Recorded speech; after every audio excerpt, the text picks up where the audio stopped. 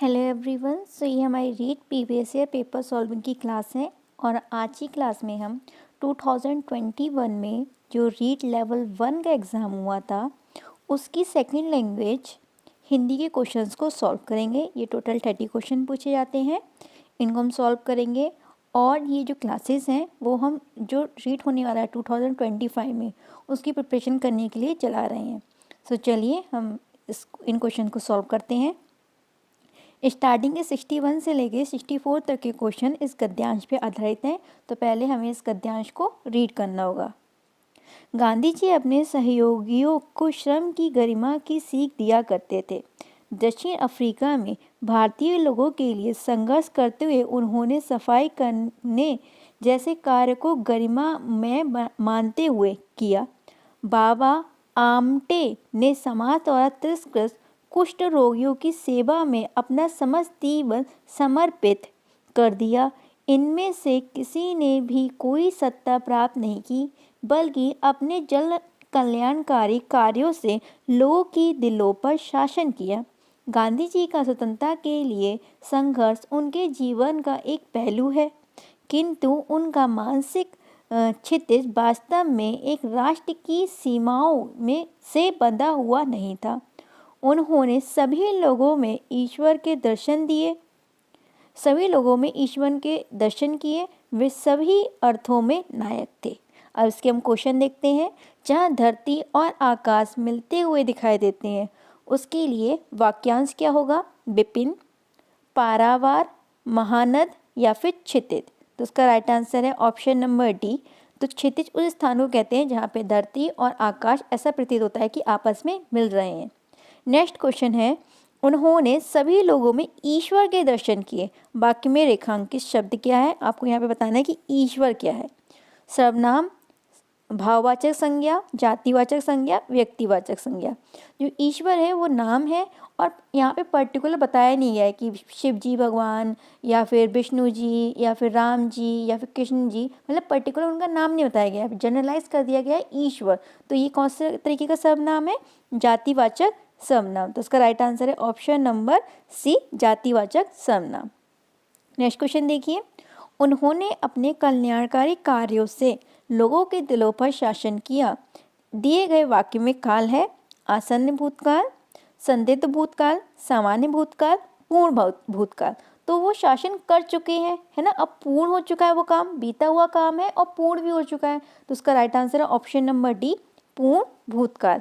तिरस्कृत शब्द का संधि विच्छेद होगा। तो तिरस्कृत शब्द का संधि विच्छेद है तिरस प्लस कृत। तो यहाँ पे विसर्ग संधि का उपयोग हुआ है। अब 65 से लेकर 69 तक के जो क्वेश्चन है वो इस पद्यांश पे आधारित है। तो पहले इस पद्यांश को रीड कर लेते हैं। बीती बिहारी जागरी, अमर पनघट में डूबे रही, तारा घट ऊषा नगरी, नागरी कल कल कुल कुल कुल सा बोल रहा, किस लय का आंचल डोल रहा, लो यह लतिका भी ये लतिका भी भर आई, मधु मुकुल नवर रस गागरी, अंधरों में राग आनंद पिए, अलकों में मलजय बंद किए, तू अब तक सोई है आली, आँखों में भरे बिहागरी। तो ये हमारा काव्यांश था। अब इसका क्वेश्चन देखते हैं। बीती बिहारी वाक्यांश में किसका वर्णन किया है? चिड़िया का, बालिका का, प्रकृति का, पुरुष का। तो यहाँ पे प्रकृति का वर्णन हो रहा है कि किस तरीके से प्रकृति खिल रही है, किस तरीके से सुबह हो रही है। तो इन सब चीज़ों का वर्णन हो रहा है, मतलब कि प्रकृति का वर्णन हो रहा है। तो ऑप्शन नंबर सी यहाँ पे राइट आंसर है। प्रस्तुत कविता में किसे जगाने के लिए कहा गया है? अंबर को, उषा को, आली को या फिर तारक गण को। तो देखिए यहाँ पे लिखा हुआ है 10 बाई लाइन देखिए, तू अब तक सोई है आली। तो किसको जगाने की बात हो रही है? आली को जगाने की बात हो रही है। तो उसका राइट आंसर है ऑप्शन नंबर सी, आली। पंक्ति संख्या 1 से 4 में नाद सौंदर्य को अभिव्यक्त करने वाला शब्द समूह है खलकुल, ताराघट, अंबर पनघट या कुलकुल। तो उसका राइट आंसर है ऑप्शन नंबर डी, कुल कुल। मधु मुकुल नवल रस गागरी काव्य पंक्ति में मुख्य अलंकार है? उत्प्रेक्षा अलंकार, रूपक अलंकार, श्लेष अलंकार या फिर यमक अलंकार? तो यहाँ पे ऑप्शन नंबर बी एकदम सही है, रूपक अलंकार। नेक्स्ट क्वेश्चन देखिए, संपूर्ण कविता में उद्बोधन है। ऑप्शन है इसके गति से स्थिरता की ओर गमन हेतु, स्वर से सन्नाटे की ओर गमन हेतु, निष्क्रियता से सक्रियता की ओर गमन हेतु, प्रकाश से अंधकार की ओर गमन हेतु। तो यहाँ पे निष्क्रियता से सक्रियता की ओर की बात की जा रही है कि अब निष्क्रिय मत हो, उठ जाओ और क्या हो, सक्रिय हो जाओ। जिस वाक्य में किसी काम या बात का होना पता चलता है वह कहलाते हैं आज्ञावाचक वाक्य। आज्ञावाचक वाक्य वे वाक्य होते हैं जिसमें किसी आज्ञा के देने का बोध होता है। विधानवाचक वाक्य वे वाक्य कहलाते हैं जिसमें किसी काम के या बात के होने का बोध होता है। तो उसका राइट आंसर है ऑप्शन नंबर बी। जबकि इच्छावाचक वाक्य वे वाक्य कहलाते हैं जिसमें हम इच्छा को प्रकट करते हैं, जैसे कि तुम्हारा मंगलमय हो। संकेतवाचक वाक्य क्या होता है, जहाँ पे हम संकेत करते हैं, जैसे कि यह किताब है, तो यहाँ पे हम संकेत करते हैं। कारक को प्रकट करने के लिए प्रयुक्त किए जाने वाला चिन्ह कहलाता है संज्ञा, सर्वनाम, परसक या विसर्ग। तो उसका राइट आंसर है ऑप्शन नंबर सी, परसक। क्वेश्चन नंबर 72, किसी के कहे कथन या वाक्य को या रचना के अंश को ज्यों का त्यों प्रस्तुत करने के लिए जिन विराम चिन्हों का प्रयोग किया जाता है उसे कहते हैं निर्देशक चिन्ह, उद्धरण चिन्ह, वितरण चिन्ह या हंस पद। तो इसके लिए हम किसका उपयोग करते हैं, उद्धरण चिन्ह का। इसका जो सिंबल होता है वो कुछ इस तरीके से होता है, ठीक है। यहाँ पे जब हमें किसी के द्वारा कही गई बात को ज्यों का त्यों बताना होता है तो हम इन सिंबल का उपयोग करते हैं। जबकि जो हंस पद होता है उसका सिंबल इस तरीके का होता है, जब हम कोई गलती कर देते हैं बीच में तो आपने बहुत बार इस सिंबल को लगा के ऊपर लिखा होगा, तो वो ही होता है हंस पद। वितरण चिन्ह में क्या करते हैं, हम किसी की बात को प्रदर्शित करने के लिए यहाँ पे इस तरीके चिन्ह लगाते हैं, वो कहते हैं वितरण चिन्ह। ये है वितरण चिन्ह। निर्देशक चिन्ह निर्देश देने के लिए किया जाता है, ये इस तरीके का होता है।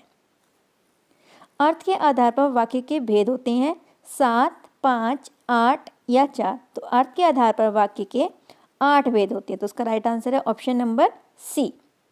निम्नलिखित में लोकोक्ति है लाल पीला होना, लोहा लेना, एक अनार 100 बीमार, इनमें से सभी।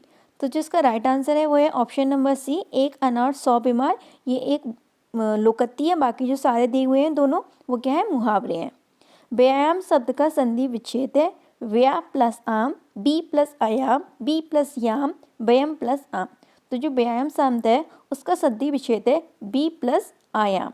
और यहाँ पे कौन सी संधि है आप लोग मुझे कमेंट बॉक्स में जरूर बताइएगा। ईंट से ईंट बजाना मुहावरे का उपयुक्त अर्थ है कड़ा मुकाबला करना, करारा जवाब देना, बहुत मेहनत करना, तेज आवाज़ करना। तो इसका मतलब है कड़ा मुकाबला करना, मतलब कि ईंट से ईंट बजा देना, मतलब कि एकदम डट कर मुकाबला करना। निम्नलिखित में से क्रिया विशेषण है, क्रिया की विशेषता बताने वाले शब्दों को क्रिया विशेषण कहा जाता है। और इसका राइट आंसर क्या होगा, यह है धीरे धीरे, भारी या रंगीन। जैसे कि वह धीरे धीरे चलता है, चलने की विशेषता क्या बता रहा है, धीरे धीरे। तो धीरे धीरे क्या है, क्रिया विशेषण है।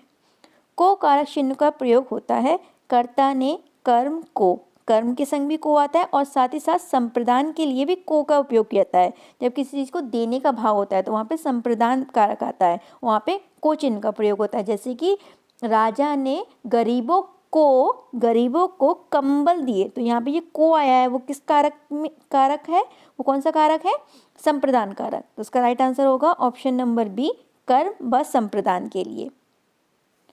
भाषा शिक्षण विधियों में कौन सी विधि प्राथमिक विद्यालय के बच्चों के लिए नितांत व्यर्थ है, मतलब कि बेकार है? डाल्टन प्रणाली, प्रोजेक्ट प्रणाली, मोंटेसरी पद्धति या फिर किंडरगार्टन प्रणाली। देखिए जो मोंटेसरी और जो किंडरगार्टन प्रणाली है ये तो प्राथमिक बच्चों के लिए ही बनाई गई है, स्पेशली उन्हीं के लिए है।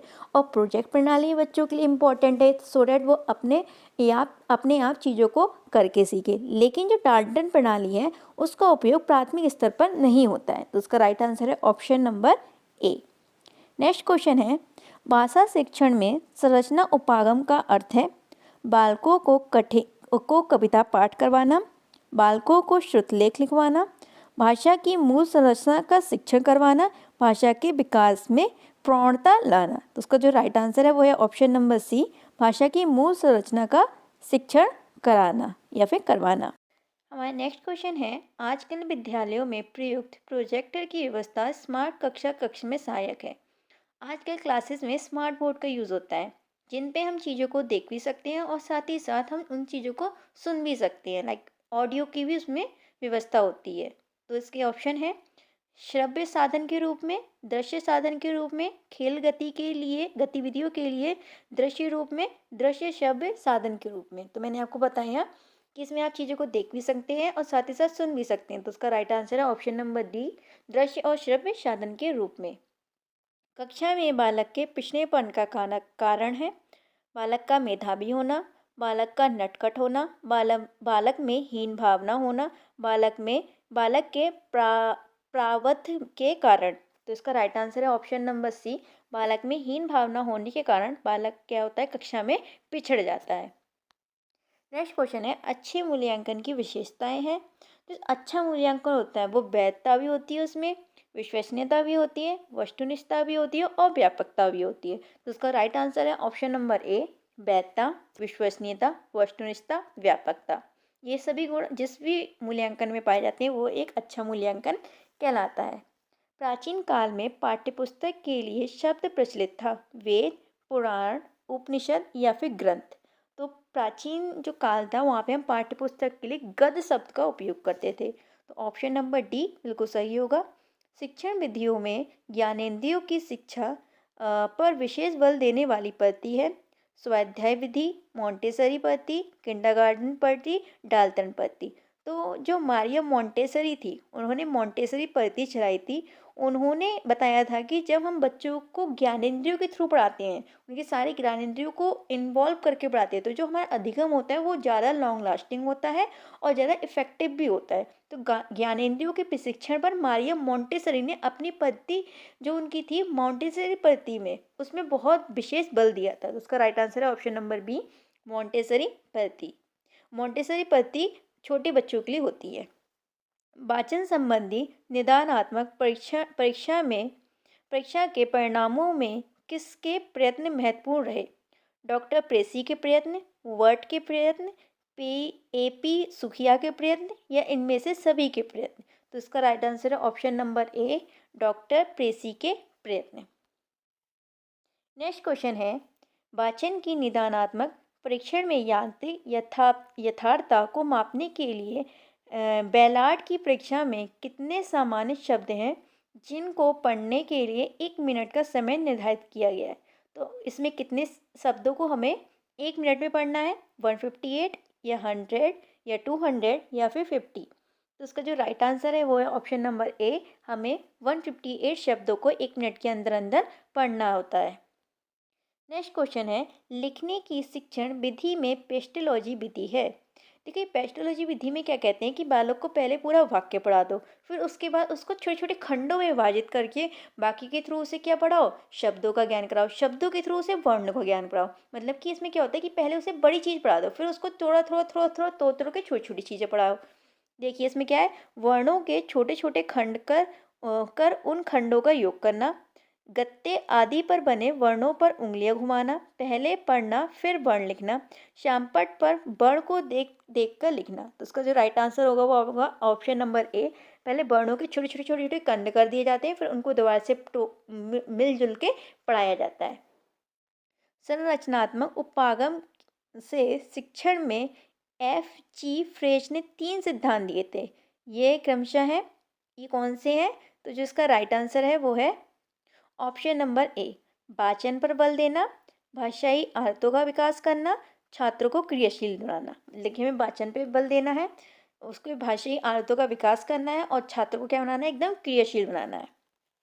अब हमारा लास्ट क्वेश्चन है, इस विधि में अध्यापक स्वयं ही नाटक का वाचन करता है, किंतु ये वाचन वस्तुतः वाचित अभिनय होता है और पात्रों के अनुकूल भाषा में उतार चढ़ाव आता रहता है।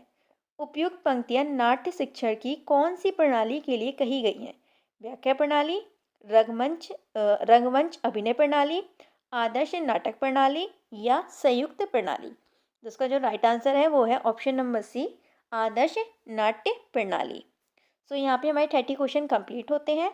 आप लोग मुझे कमेंट सेक्शन में ज़रूर बताइएगा कि आपके 30 आउट ऑफ कितने क्वेश्चंस आए। आज की क्लास के लिए इतना ही। All the very best. बहुत अच्छे से प्रिपरेशन करिए रीट के एग्ज़ाम की। Bye and have a good day.